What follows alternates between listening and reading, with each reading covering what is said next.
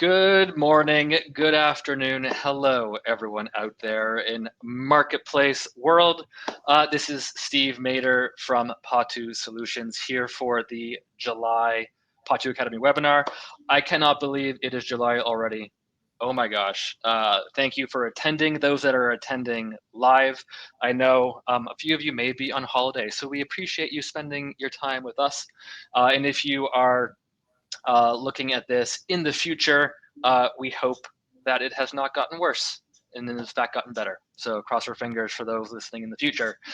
Anyway, we've got about 45 minutes today to talk about some of the more recent details around how Amazon has been releasing some of their seller details, what the plans are for the September 1 launch, some things to watch out for, and just overall some ideas around how we can start to better leverage this information into our complete brand protection strategy and essentially go to market strategy for marketplaces.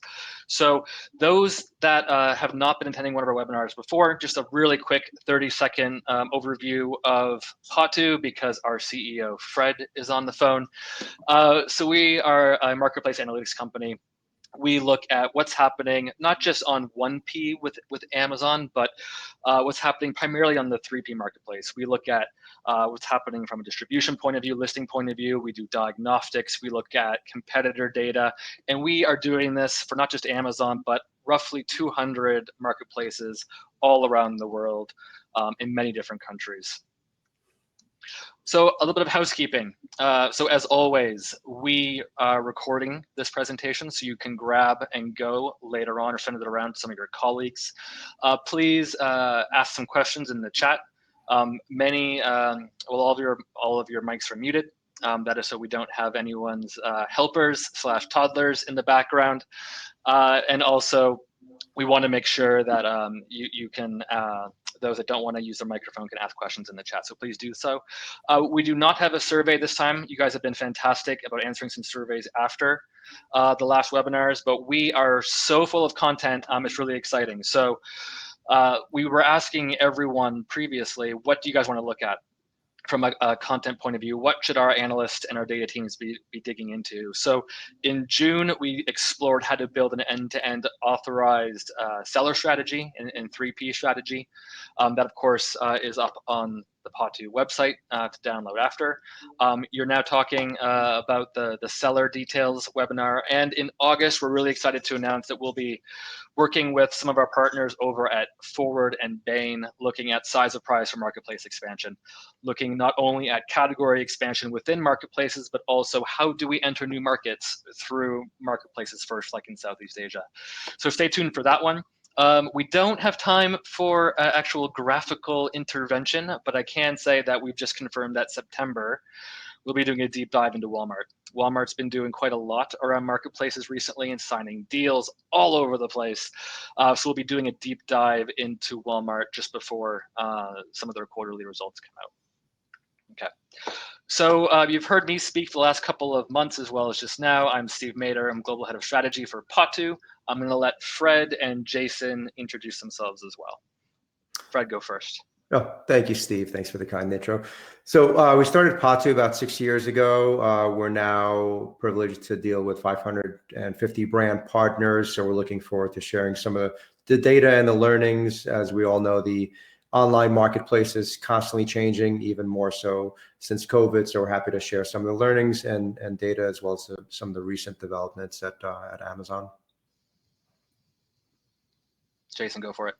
Thanks, Fred. And hello, everyone. Nice to meet you. I'm Jason Westcott. I'm the head of online marketplaces for the Publicis Commerce division of Publicis Group. So based in London, and I primarily look after Amazon capability across all of our agency brands and practice solutions, and also manage our group level relationship with Amazon advertising. Awesome. Thanks, Jason. Now we're really happy to have Jason online with us. I've known him for a number of years, back when he used to be in your shoes as well, brand side, running the Amazon relationship for a major toy manufacturer. So I've known Jason for a while. I'm really excited. From a media agency point of view, it's going to bring a really interesting lens to brand protection. It's not necessarily something we talk a lot about with our agency partners, but it's something that, given the fact they've got a direct pipeline into the category teams and the way that we're often running promotions, it's incredibly important to bring them on board with what we want to build. So we're looking forward to hearing back from Jason in a couple of minutes. Yeah. So if we think about why many of us on the line are thinking about marketplace brand protection, a lot of it comes down to 5 key challenges, right? Which is this whack-a-mole challenge that many of us are facing constantly, which is, things like brands being or products being sold without our permission. It could be either damaged products, so we have to do test buys, or it could be bulk packs or wholesale packs that have been completely broken apart.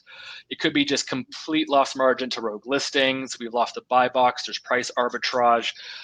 Things are very media efficient if we're spending lots of money with one of the publicist agencies, for example, and we're allocating spend towards SKUs, which all of a sudden may lose buy box because someone's running a promo at Walmart, and all of a sudden we've lost the buy box. So being really, really good at understanding how to pare back some of that media spend and reallocate it to unpromoted SKUs, perhaps.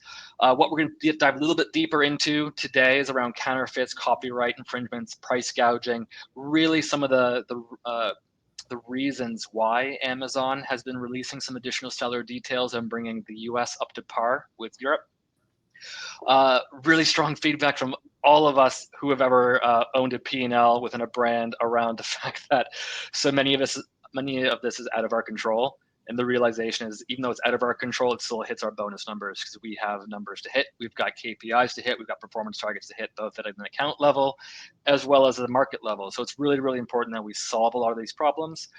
And then one of the really interesting things that we could do a lot more with from a category and branding point of view is looking at some of the negative customer reviews, not just on our actual product page, but actually with our sellers as well, to identify, is this a damaged product? Is this a leaking product? Is this a shipping problem? Or is this an actual formulation problem, which we can help solve globally at scale?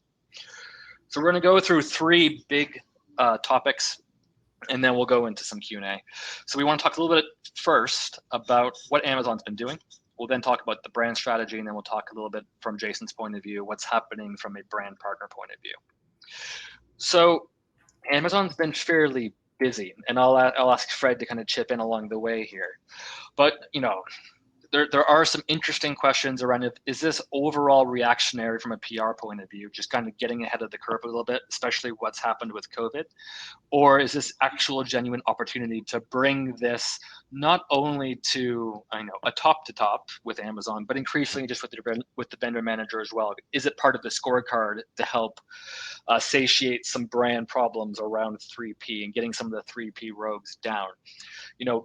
Anyone who's been calling on Amazon for a while knows that Amazon doesn't do a lot of proactivity around 3P management. They're getting better, but it's an interesting question around recently has been a lot of the announcements more PR rather than actual kind of meat on the bones. So we look at this over the past, 6 to 8 to 12 weeks. We've been looking at them proactively removing 4,000 price gougers, in particular around the N95 masks. We've seen them also in the same week announce that they're going to start to accelerate their video interviews when they onboard new resellers onto Amazon Marketplace. We've also seen some brands take this into their own account of working with the US government as well as Amazon's. 3M has been suing some price gougers who have been hoarding and then price gouging. Of course, when the US announced a state of emergency around COVID, price gouging became extremely illegal. So that's really, really important to be able to kind of proactively look at that. And then one of the reasons perhaps that our friend Jeff Bezos, we'll talk about in a moment, is currently testifying in front of Congress, is this challenge around them mining 3P data for NPD. Now, of course, anyone who's ever worked with a retailer knows that retailers will always use their own data to fill holes in the category with private label. But there's some questions around whether or not Amazon has crossed too many lines on leveraging too much of their seller data to fill holes with Amazon private label and house brands. But in the same breath, they're also looking at accelerating US sellers internationally. So they've just announced free VAT registrations and business filings for European sellers as well, which on average will save many of these sellers about $3,000 a year on setup fees for regulatory and across the EU. They've also set up the Amazon Crimes Unit, which we'll talk a little bit about later on. And then this is all culminating in seller details being exposed in the US business as of September 1st. They gave a couple of weeks of notice, but this is something that we're paying close attention to. And then finally, you may have missed it, but it's not a big surprise, especially with Brexit around the corner, is that Amazon has announced that the UK will be exiting the European fulfillment network for FBA as well as other sources of fulfillment. Fred, I know you're all over the seller forums. What's been kind of the seller feedback so far? Yes, I mean, Amazon's made a ton of efforts over the years, so you have some of them highlighted on this chart. But it's interesting because the marketplace has grown pretty dramatically. So to your point about Amazon being reactive instead of proactive, it's not that they're not making efforts, it's that the seller community and the marketplace is growing pretty dramatically. There's also an infrastructure those marketplace sellers have, whether it's tools or software or practices that they have. This has been pretty vocal on the Amazon seller forums, and part of it actually comes down to privacy. So a lot of third-party sellers on Amazon are individuals, not necessarily businesses. So for Amazon to release that information, they're releasing a lot of private information, and I know not just Amazon, but some tech companies are testifying today. So part of the issue is that there's a lot of privacy around releasing individual information and leakage of information. So for Amazon to release really individual sellers, and not just individual seller information, anybody who's ever registered to sell on Amazon doesn't necessarily mean they're active now. Amazon years ago used to promote people, if you have a used textbook, sign up to sell it. So there's also a lot of people who may be registered, not even knowing they're registered, getting their information put out there. So there's the security part of it, there's the confidentiality part of it, but probably like most importantly, what's the action part of it? Amazon is not going to take any additional action on resellers because their information is now released. The information is released to brands and the public, but Amazon already had this information, so they're not necessarily going to take any action based on the location of the issue. And then people are actually on the seller forums are pretty worried about security if somebody's selling something that might be offensive to somebody else. And I think in this political climate, half the people are might be offended by the other half. For them to have their home address is something pretty concerning to the sellers. And then there's some ambiguity. And Amazon needs to clarify, are they going to allow people to put in information, or are they going to put whatever the legal registered information is? In other words, could people adjust the name of the company like they do to seller storefront, or is it going to be something that's just mandated? So there's still some clarity that Amazon needs to put ahead of the September 1st launch date. Interesting. So it's one of those things where sellers are somewhat having the freedom to kind of put whatever they think is interesting or necessary on there and withhold the things that they don't necessarily want to see. Yeah, at this point, Amazon is allowing people to adjust the display name and even the seller details, whether or not they lock that into whatever is registered on the bank account information that they registered with remains to be seen. Very interesting. So we'll see exactly what else we see on there. So what is currently happening? So Jeff is currently in front of Congress testifying on the Antitrust Commercial and Administrative Law Committee, subcommittee. And we're not going to talk a lot about antitrust and what's currently happening with big technology, whether it's Facebook or the constant feuds with Twitter and all of that fun stuff. We're not going to talk a lot about that, but it is really interesting to know that Amazon is being caught up in this. Well, of course, they are a massive source of revenue and growth and volume for many of us on the phone. They're often treated as a technology business as well, because at the heart of it is what they are. So the idea of antitrust, while I don't think it's at the point where they're going to get broken up anytime soon, the fact that Jeff is currently getting poked at here and there is something that we do have to keep in mind. It's also important to know, because we don't talk a lot about what Jeff also does, but for those of you that would like to do a pub quiz, those of you probably know that Elon Musk owns Tesla as well as SpaceX. Jeff Bezos has his own rocket company called Blue Origin. They do not do marketing, they do not do advertising, they do not do nearly the amount of PR that Elon does. But the reality is Jeff siphons off about $1.5 billion of his equity in Amazon every year to fund his pet project of Blue Origin. So incredibly important to realize that that's one of the reasons why he wants the stock price to be so high, but also important to note that he has constantly been having to fight with the Air Force and the DoD to ensure that Blue Origin has been part of RFPs with procurement to ensure that it doesn't just immediately go to SpaceX or Boeing. So really important to notice that. And also from an AWS point of view, and many of you know that AWS, Amazon Web Services, is one of the primary profit drivers for the Amazon business, which is why they don't have to make money on the products that you sell. They recently lost an RFP to Microsoft, $10 billion over the next couple of years to the DoD in the US.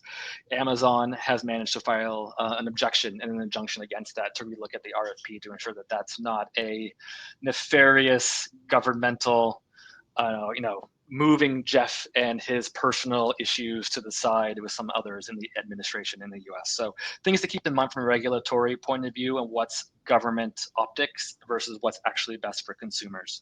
So from that point of view, that brings us to our first poll. We'll ask our moderator to launch the poll. So what do we all think? Do we think that all of these anti-counterfeiting seller information is actually Amazon putting a step forward and taking this seriously for brands? Or is it just for optics for the government and other regulators?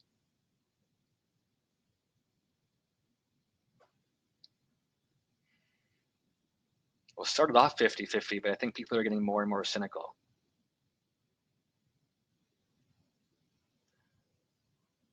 Interesting. So 25, 26 folks have recommended that it's just no. It's just for optics. There's no real teeth. There's no additional information. As Fred was saying before, Amazon has all this information already. If they really wanted to be proactive and help brands clean up the marketplace from a benevolent point of view, they would have already done it.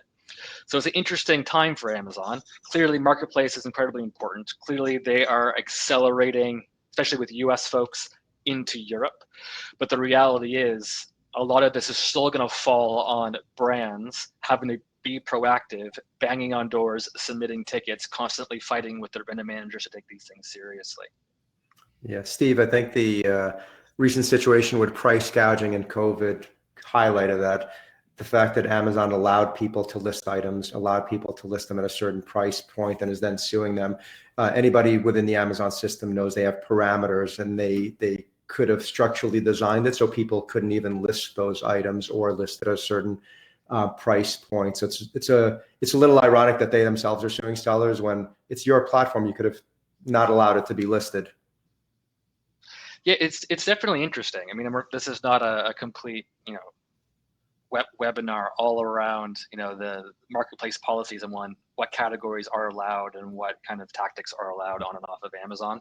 But they definitely seem to be reactive for things like hate speech, taking down those items, things that suddenly have negative, public PR, and for very right reasons, taking those types of products down.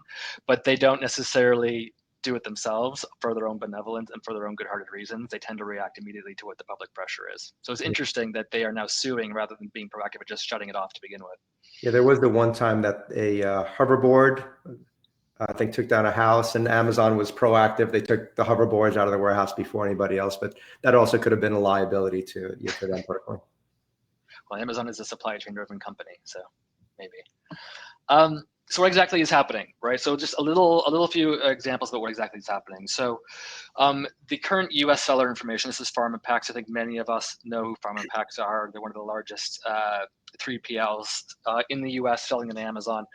They do not have any contact details here other than phone number. They use the seller information space purely for kind of reverse logistics, return information, and ensuring that there's adequate customer service there for end consumers.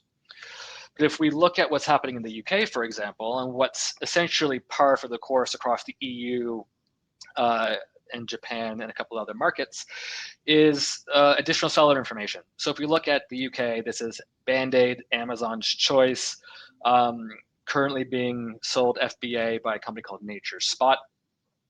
And what we see is some seller information down here on the bottom left. So we see the business name is Super Supplier USA. They've got their trade register number. They've got their VAT number. We can see they're registered for VAT in the EU, in the UK. And then we see their business address as the US. So for example, if we do a bit of sleuthing, we can see that this VAT number has a registration address, which is to Super Supplier USA's law firm. So they are using just a registered office, their law firm, for the actual address. So that may not be the most specifically relevant information for you. And then if you look at their US address, it goes to a residential area as someone's house outside of New York. So there's some interesting situations going on here where all of this business address down here on the left can easily be changed. There's no compliance check on Amazon's part. The VAT number, while you do think that it is somewhat more specific and relevant and compliant and traceable, the reality is anyone who sets up a company within the UK can change the registered address in about 5 minutes. It's very, very easy to do online. So it does still require a bit of sleuthing. So what we're starting to see, and we've made a couple of announcements of this for anyone who gets our Potoo newsletters, is we are starting to track seller changes in a much more aggressive way.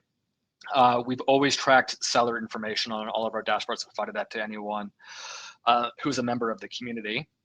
But we are now rolling this out to many of our brand partners. So we've got two things here that we're looking at. One is overall seller addresses changing. So we can see here some of these addresses are just spelling updates. Maybe there's some apostrophes, maybe there's not. But some of them are just spelling updates. Some of them are moving to PO boxes, which means that they're getting ahead of the curve and moving things to be a little bit more hidden. And as well as some are just straight changes of address, changes of warehouses, or changes into different states.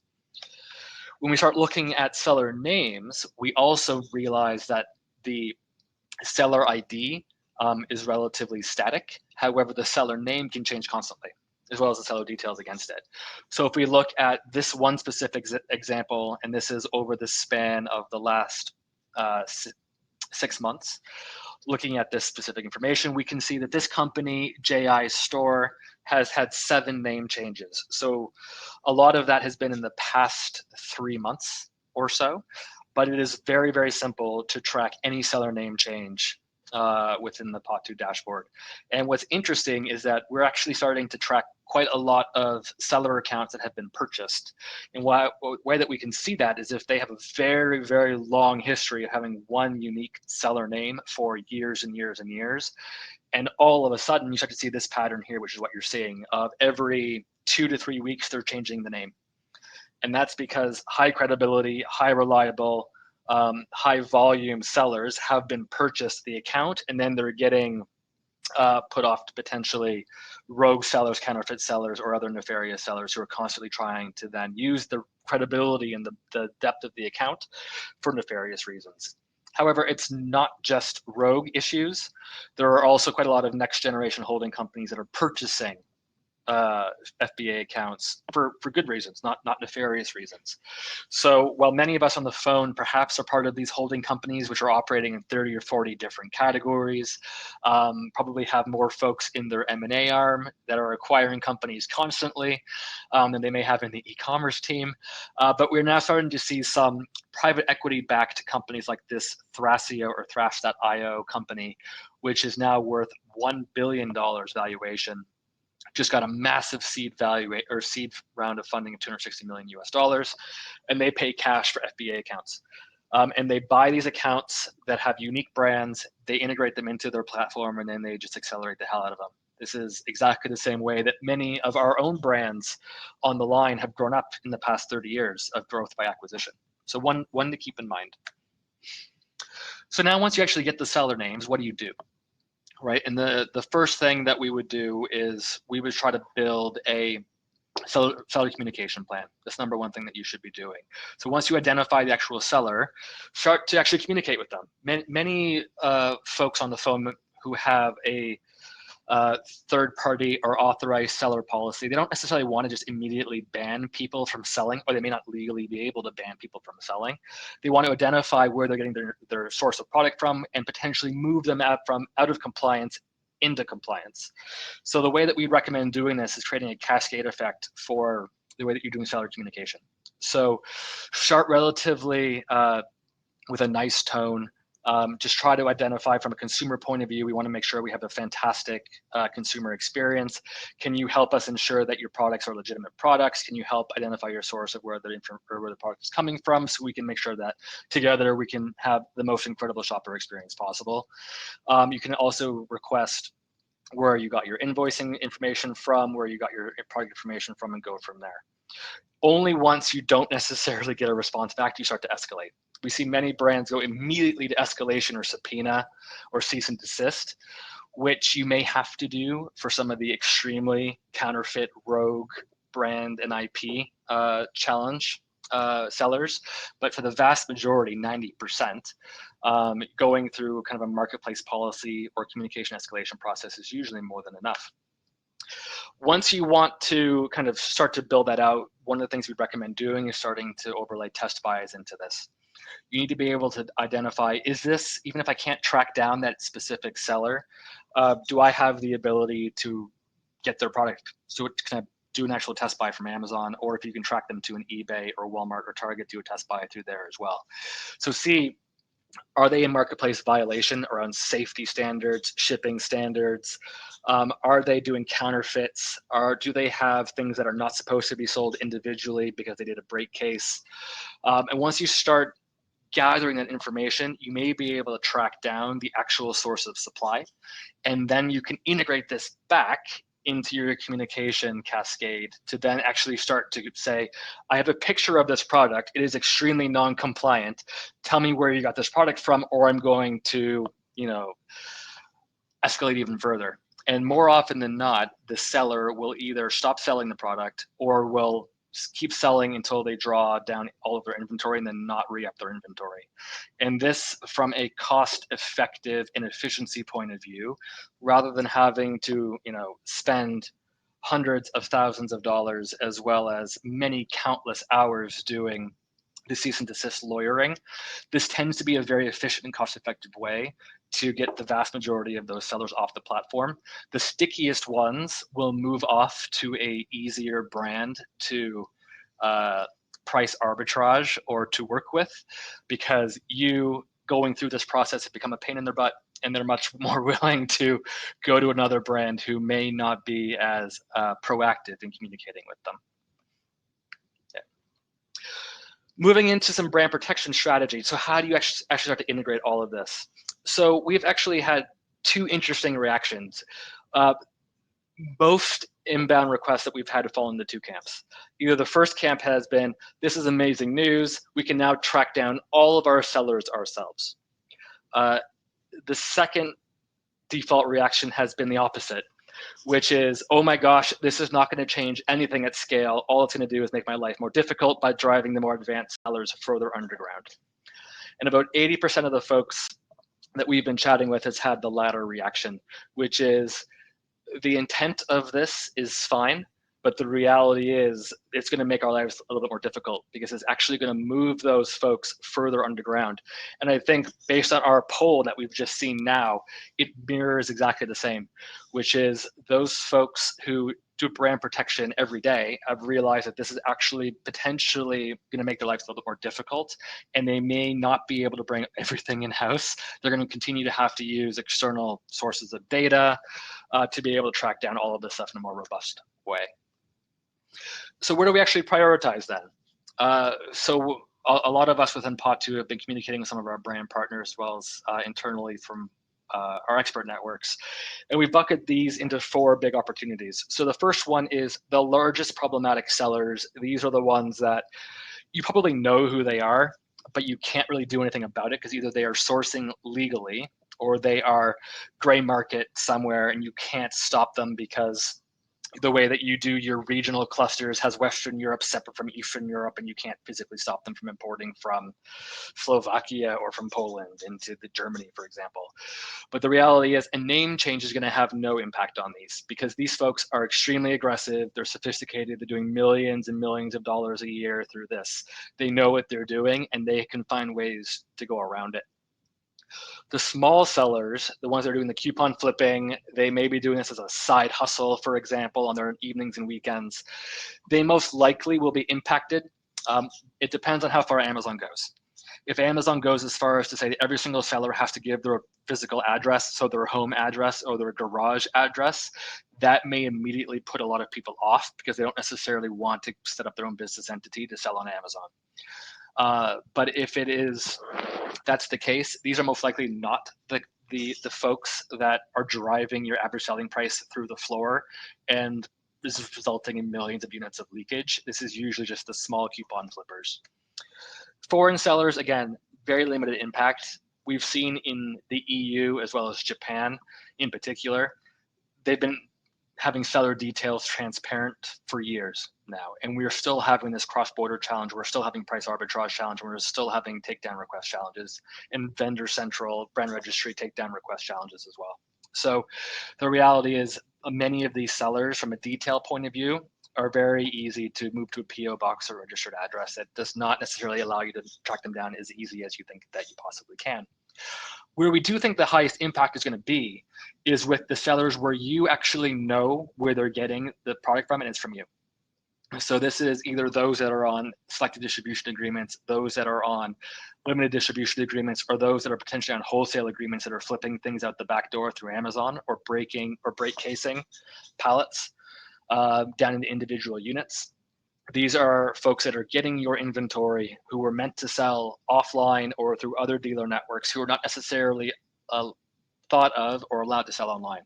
So you can immediately track down who they are. You can shut off their source of inventory until they become compliant with whatever you would like to be compliant with, whether that's content or shipping quality, whatever it is.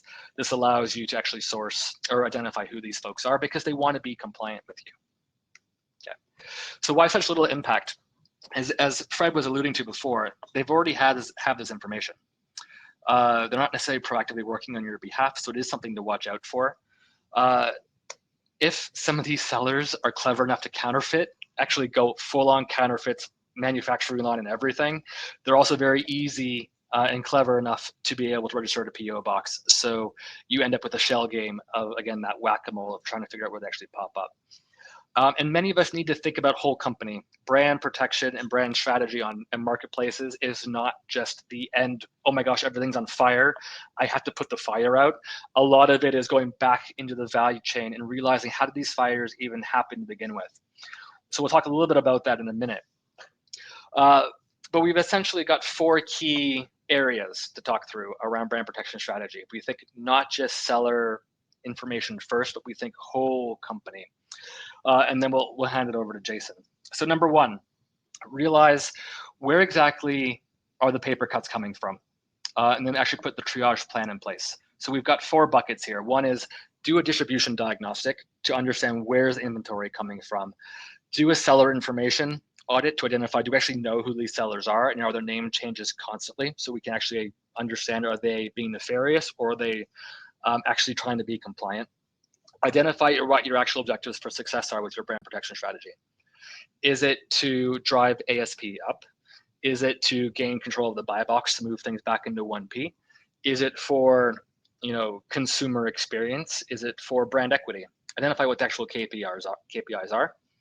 And then from a commercial policy point of view, which brings us into our next step, is to really understand what's causing those fires to begin with. You cannot do brand protection strategy, authorized reseller strategy without having things like your promotional strategy in place, your commercial policy strategy in place, your customer segmentation strategy, and your assortment strategy, all taking into account what marketplace actually does to your route to market.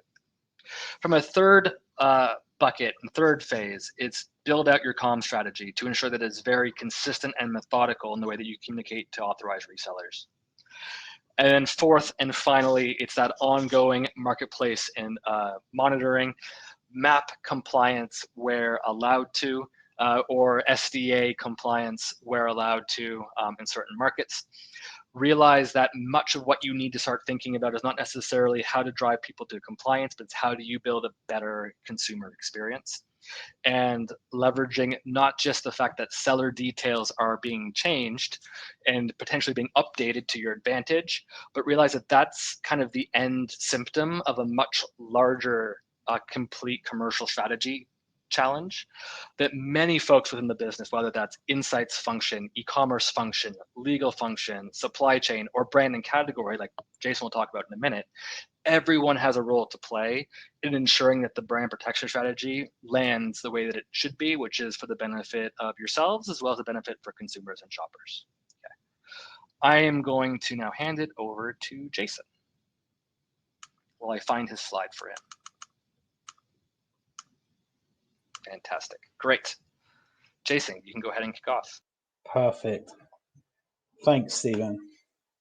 So we're going to talk about opportunities and threats for brand safety from a media slash commerce agency perspective. So we all know that there's a significant commercial impact in relation to this issue. I've always wondered, particularly when I was client side, what's the size of that impact?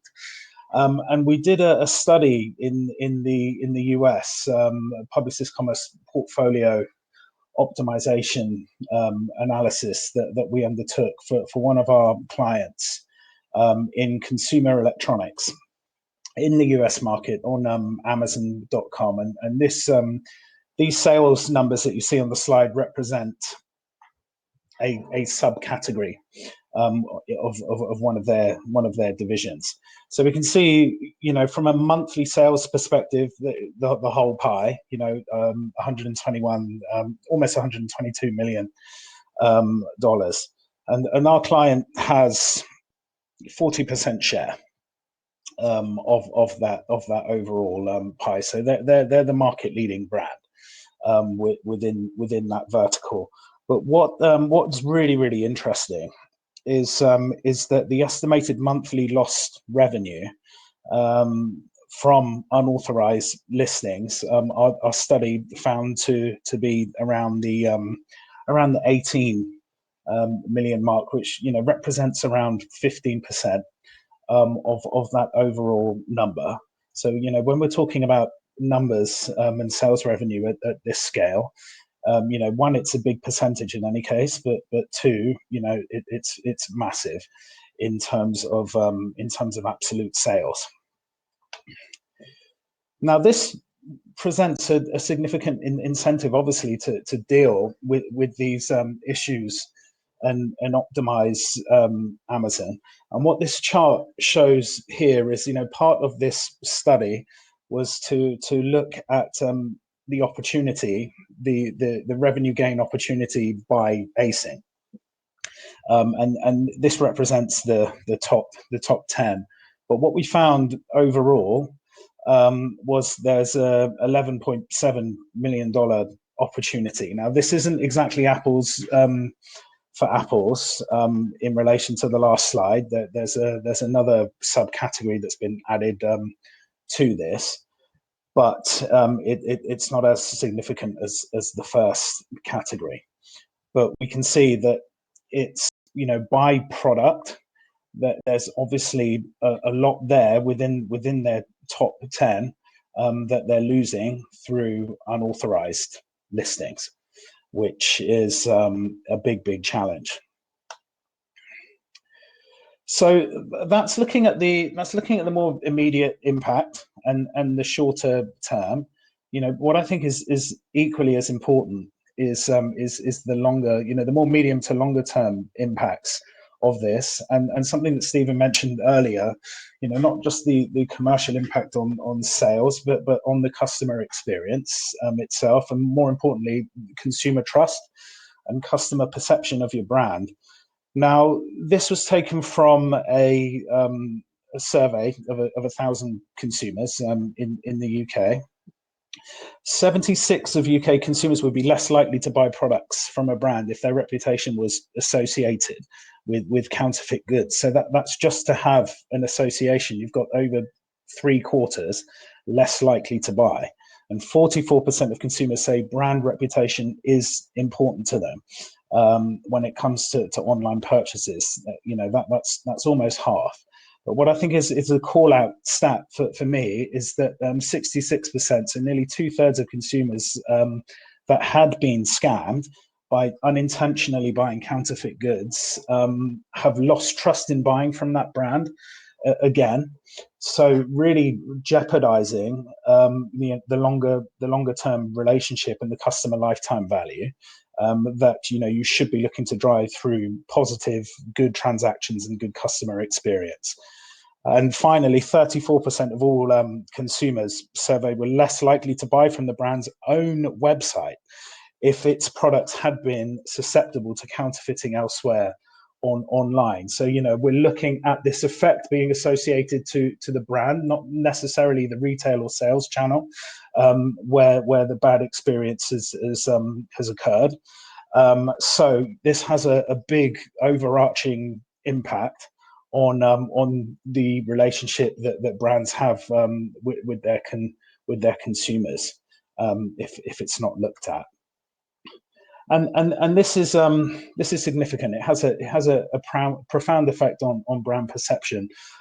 But I think we often see that this is this can be quite a niche area when it's being looked at from an organizational perspective. Where does it sit? Does it sit with the legal team? Does it sit with the commercial team? Is it a combination of those? I remember when I was client side, and particularly had to deal with a lot of these issues around Amazon, because we had some products that were easy to counterfeit, to be honest, and often the onus was on me to try and sort these things out whilst you're trying to hit sales numbers at the same time. So it was incredibly challenging, and we got help from our legal department as well, but they ended up needing to actually bring an extra body in just to deal with the volume of work because of the whack-a-mole nature of it. What I've noticed is it's rarely something that's ever on the brand department's radar. And when I think of the amount as a proportion of budgets that go into marketing, driving a positive perception of brand and product, above the line, through the line, but below the line. When we think about the previous slide, if that perception has already been tainted through poor customer experiences around counterfeit and questionable products, copycat products, then this is going to render a lot of that marketing ineffective, because they'd rather go elsewhere. And I think finally, I just wanted to show you something that we did for a client in Europe. And it's relatable to this. It's how can we as a media agency use the levers at our disposal to counteract copycat products on Amazon, and this is a case study that shows some results in the printer accessories subcategory. And for anyone who knows this category, it's a high margin category for the brands. The printer boxes are normally sold at a lower margin, and then to get the consistent replenishment on toners and inks is where they make the majority of the margin. So it's such an important revenue and profit driver. The problem is on Amazon, because of the low barriers to entry and the unlimited shelf, it's a huge market for compatible and remanufactured products within this space. And given the commercial importance of this category, we were tasked to come up with a strategy that could really dominate the digital shelf when it comes to product searches for this brand. So we switched a lot of our sponsored ads strategy from return on ad spend to share of voice. And we were really looking to maximize share of voice, push a lot of these remanufactured products and compatible products below the fold, and therefore claim a lot higher impressions and click-throughs, and we managed to do that. You can see that in the outcome at the bottom. We grew impressions by 13 million, which is a great result. 90% plus share of voice for all branded keywords, so leaving very little opportunity there for these compatible products. And then, in doing that, delivered an excellent return on investment of 36. But I think if we relate this back to the prior conversation, this is like a workaround to treat the symptom of this issue without addressing the root cause. And this is something we can very much do, and it works. But a more holistic strategy around this is certainly needed in order to address the problem directly. And then you can look at we could look at marketing budget for driving more incremental segments of ad spend, as opposed to just a very defensive strategy because of the volume of these products on the platform. So I'll hand back to you, Steve. That's all my slides. I love that example because it goes back to the thing that we're talking about in the very the phase one of that brand strategy, that four-step process, which is defining your actual KPIs for what brand protection means for you. And it sounds like you were able to, in partnership with potentially, say, either the e-commerce director, the Amazon director, or someone in the brand team, to be able to look at, well, okay, I'm losing $18 million of share volume leakage out of that. How can I then flip, spend, I don't know, I'm making it up, 2 million on search budget to reclaim more than that 2 million back from that distribution leakage? So usually there's very different buckets of money by different teams, and even like different points in time you'd even plan for it. But it sounds like you're able to kind of look at it holistically. Yeah, absolutely. But I think the challenge is that some businesses are not so agile to be able to sort of make that switch. Certainly at that kind of scale. Across departments and across different budgets, they can be quite rigid. So that's another challenge in itself. Yeah, I like that idea that it's kind of going on offense to some degree. So it's using additional levers such as the media budget to go on offense rather than just playing whack-a-mole, which is a very defensive maneuver. That brings us up to a case study I want to walk through really fast. So apologies for those on the phone. I'm flipping through some slides here.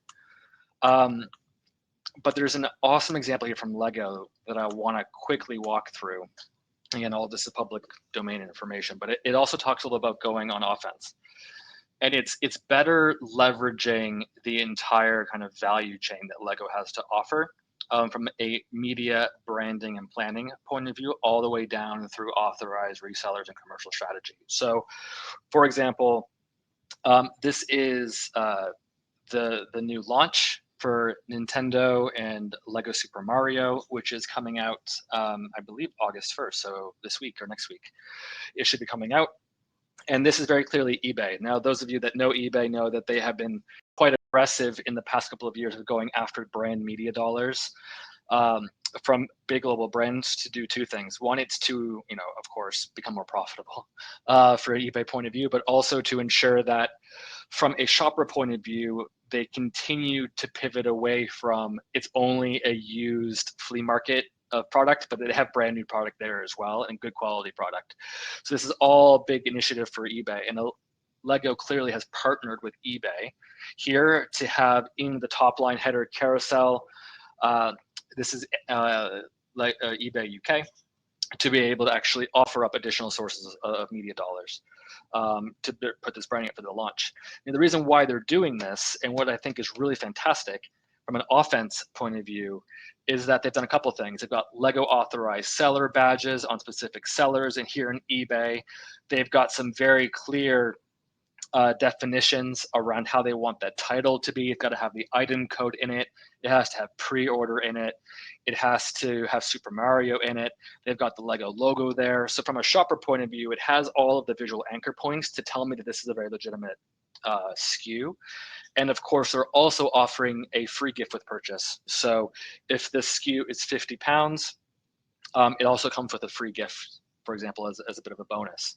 Now, the reason why they're going on offense for a pre-order for this is because Lego had challenges, and many toy manufacturers have challenges. Many fashion companies have challenges here as well.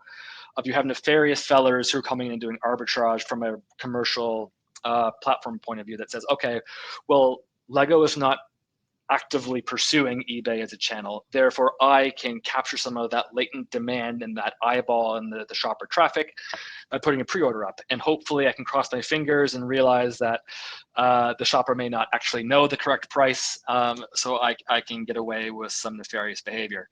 So on average, previous to Lego working directly with eBay, they were having some challenges around sellers coming on here, doubling the price and doing pre-orders, making it look like it's a legitimate pre-order, but all they're doing is putting the price at 2 times the price, and then as soon as it's launching in normal retail channels, they're just buying the product from shop@lego.com or from Walmart or from Argos, and then just drop shipping it to that end eBay shopper, and they're just collecting the price margin that they were able to scam out of them. So what I love about this example is that it flexes different muscles on the offense that Lego can bring to bear on behalf of the consumer, on behalf of the shopper. So it leverages all of their amazing retail media campaigns, and they've been able to put eBay, which is again not just a media channel or a customer, but it's becoming a retail media customer in particular. They've launched specific iconography with the retailer like eBay to have authorized sellers, Lego logos. All of this product content comes from the global toolkits that you would find on traditional customers like a Walmart or a Target or an Argos or an Amazon. So it's full product detail content in there, gift with purchase. So they're fully bought in to the trade promos that exist. And the really, really key thing, which I think if you got one takeaway from this mini case study to bring back to your team, is they're also allowing pre-orders, which means guaranteed stock allocation to authorized resellers, 3PLs, in partnership with the Lego media department. So this is incredibly rare for many customers or many brands to be able to do this, but it's incredibly important to driving consistency on behalf of that consumer. So just interesting take around proactivity for taking back control of the brand. Okay. That's it for content. We can now move into Q&A. If we've got any additional questions to pop up. We've got about 5 minutes left before we have to sign off. But I can kick us off. Jason, if you were to say be put in the shoes of any number of brands potentially on the phone at the moment, what would you recommend that they do to either request additional support from their media agency or to push their brand or category teams to think a little tiny bit differently about what brand protection means for them?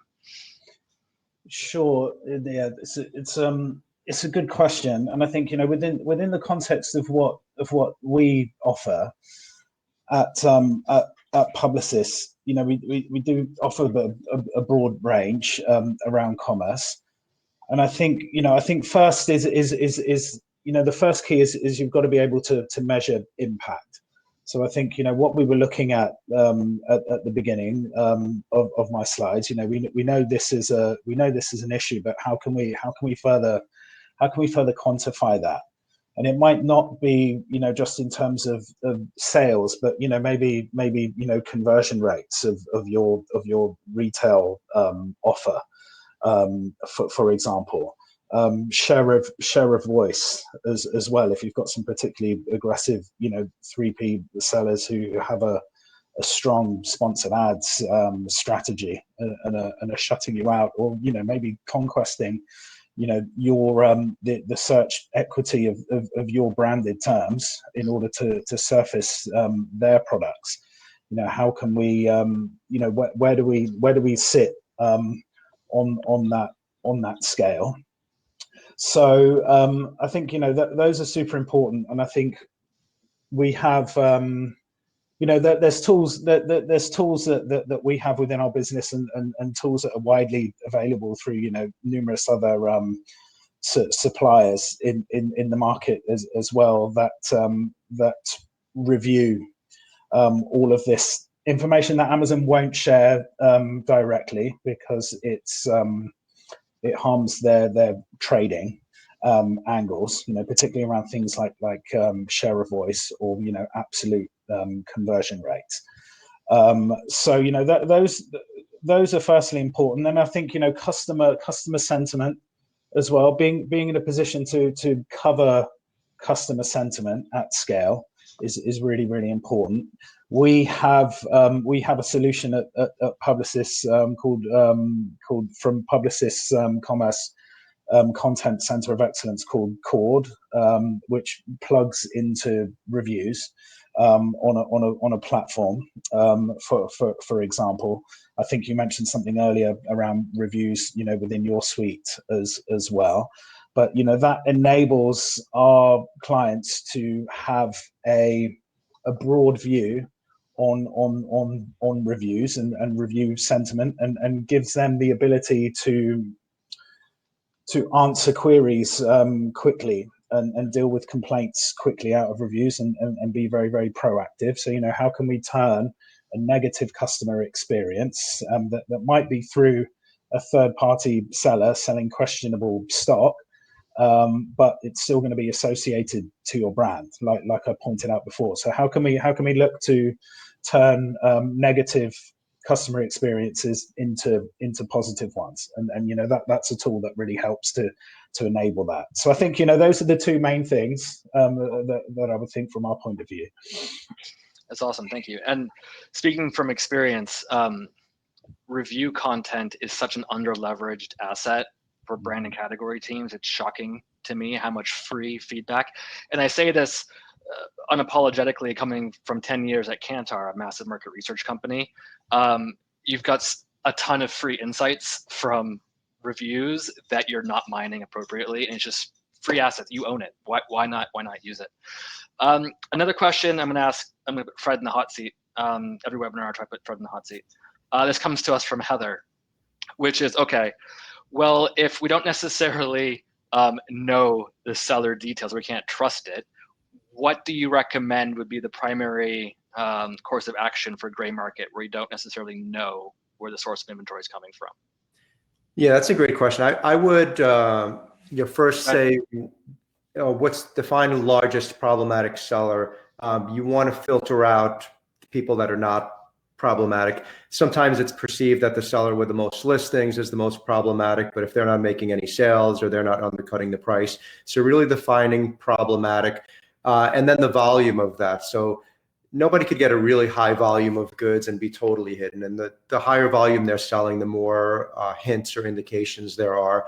But it does require filtering out the people that are not problematic and then really digging into the people that are problematic, trying to find things such as lot numbers, serialization, making sample purchases, seeing business affiliations of those sellers, and really digging in.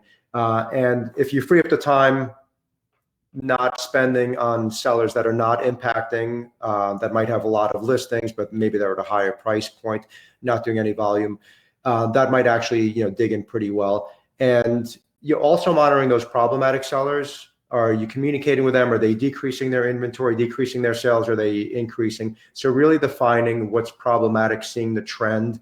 If somebody might be problematic, but as you're communicating with them, and as Steve brought up, you're discouraging them, are they decreasing the amount of inventory and decreasing the amount of listings? That problem will go away. Maybe it hasn't currently gone away because they've just got a lot of legacy inventory. They've got hundreds of thousands of dollars or millions of dollars of inventory, and they're not going to go away immediately. So the finding is the problem already decreasing, digging in a lot deeper, not spending your time on the sellers that are not problematic.